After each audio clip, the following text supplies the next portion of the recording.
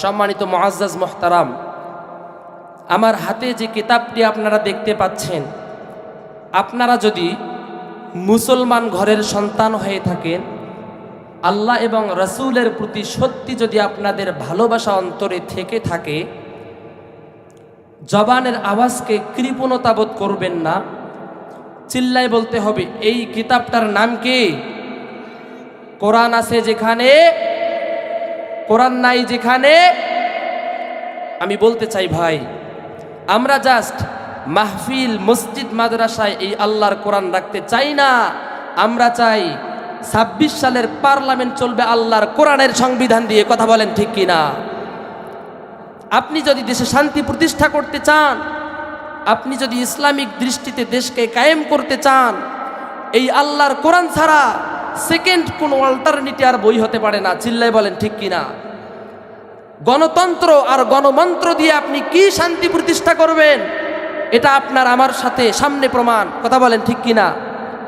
ওসমান হাদির খুনি আজ প্রায় অনেক দিন হয়ে গেল, সেই ভারতের মধ্যে এখনো সীমাবদ্ধ। কথা বলেন ঠিক কিনা?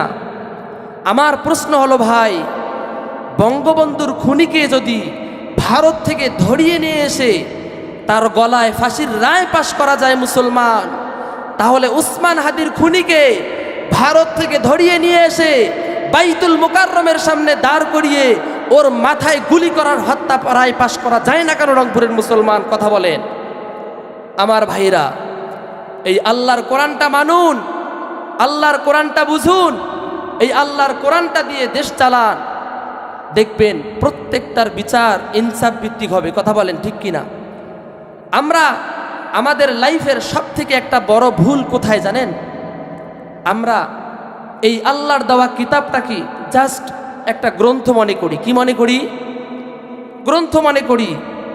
যেমন বাইবেল, ত্রিপিটক, ওদের যেমন একটা ধর্মীয় গ্রন্থ আছে, ওরা যেমন মনে করে এটা জাস্ট একটা ধর্মীয় গ্রন্থ, আমরাও মনে করি যে আল্লাহর কোরআন একটা শুধুমাত্র ধর্মীয় গ্রন্থ। কিন্তু না ভাই, আপনাকে বুঝতে হবে, আপনাকে আমাকে বুঝতে হবে যে আল্লাহর কোরআনটা শুধুমাত্র একটা ধর্মীয় গ্রন্থ নয়। আল্লাহর কোরআন হলো একটা মানুষের পূর্ণাঙ্গ জীবন ব্যবস্থা। চিল্লায় বলতে হবে ঠিক কিনা?